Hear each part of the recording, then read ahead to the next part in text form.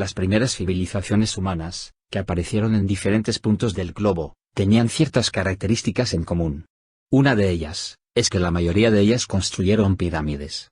Esto puede resultar bastante curioso, porque este tipo de estructura aparece tan frecuentemente. Las pirámides más conocidas son estas que vemos aquí, que son las de Egipto. Sin embargo, en Mesopotamia, una civilización que puede ser contemporánea con la egipcia, aparecieron también figurat, que son una estructura muy similar, y en Nubia también aparecen pirámides. Podemos decir que estas tres civilizaciones podían tener intercambios comerciales, intercambios de conocimiento, podían estar en contacto, y ese es el motivo de que también apareciesen pirámides en todas ellas. Sin embargo, si nos vamos a América, estamos a miles de kilómetros de distancia, estamos en épocas diferentes y estamos prácticamente seguros de que no había comunicación entre estas civilizaciones. Bueno, pues lo que observamos es que los mayas también construyeron pirámides y, a miles de kilómetros de distancia, los incas también construyeron pirámides.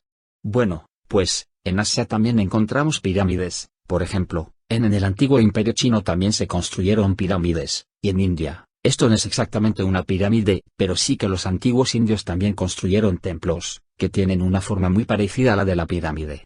Bueno, ¿qué motivo existe? Se ha especulado mucho sobre qué motivos existen para que aparezcan pirámides en diferentes partes del globo, y lo que nosotros vamos a aportar aquí son motivos desde el punto de vista del comportamiento estructural, ¿por qué esta estructura aparece tan frecuentemente? Lo que vamos a ver es que, si queremos hacer una estructura, digamos que grandiosa, una estructura que sea representativa de una gran civilización, lo que necesitamos es alcanzar una gran altura. ¿Cómo vamos a alcanzar esa gran altura? En principio, se nos ocurren dos alternativas, una torre con una sección constante, la levantamos hacia arriba, o una pirámide, con una sección que va disminuyendo según aumenta la altura. Bueno, pues, existen numerosas ventajas, desde el punto de vista estructural, para hacer una pirámide en lugar de una torre. En primer lugar, una pirámide es mucho más estable. Si nos fijamos en esta comparación, vemos que, para una misma altura en la que tenemos una torre, con una sección uniforme, una torre es un elemento esbelto y ya hemos visto que no es muy estable, necesitamos una buena cimentación para evitar que se vuelque si hay alguna fuerza lateral que produzca algún desplazamiento. En cambio, la pirámide, al tener la base, que tiene una superficie mucho mayor que la cúspide, hace que sea una estructura muy estable y que sea prácticamente imposible que vuelque. Ya tenemos una ventaja desde el punto de vista estructural. Otra ventaja, que también es muy importante, es que es más fácil de construir. Si pensamos en una torre de bastante altura, para elevar las piedras hasta esa altura, necesitamos algún tipo de andamiaje, necesitamos una estructura auxiliar para ir subiendo las piedras cada vez más alto. Eso hace que, si no tenemos la tecnología adecuada, si no tenemos grúas, como hoy en día, pues es muy difícil de construir una torre de bastante altura.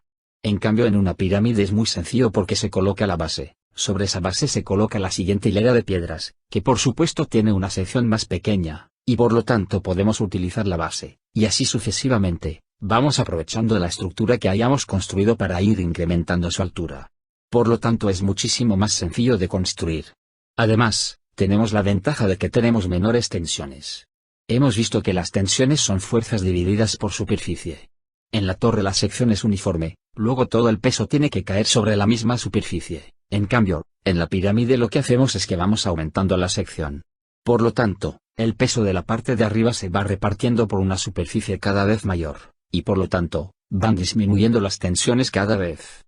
De esta forma, para una misma altura con un mismo material, un mismo tipo de piedra, la diferencia de tensiones entre una torre y una pirámide, es que en las pirámides la tensión es un tercio de la que aparecería en la torre. Y eso es una ventaja, que también es bastante importante, porque cada uno de esos bloques de piedra va a estar sometido a menores esfuerzos. Siguiente paso, también ejercemos menor presión sobre el terreno. Y el resultado es exactamente el mismo, la presión que ejercemos sobre el terreno en una pirámide es un tercio que para una torre de exactamente la misma altura. Bueno, esto también es otra ventaja, porque hemos visto que el terreno tiene que ejercer una fuerza igual, pero de sentido contrario, que el peso que aporta la estructura sobre él. Por lo tanto, tenemos que construir cimentaciones que sean capaces de ejercer esa fuerza. En el caso de la torre, la cimentación es muy compleja, no solo por el problema de la estabilidad, sino porque tiene que ejercer una presión muy grande, y en el caso de la pirámide, pues el construir esa cimentación es muy sencillo, porque ya hemos visto que esa presión se distribuye en más terreno. Bueno, si nos fijamos ahora en estas pirámides, que son las pirámides de Egipto, lo que vemos es que es una construcción que es completamente diferente de Stonehenge. Son dos construcciones que son prácticamente contemporáneas, pero que corresponden a civilizaciones completamente diferentes.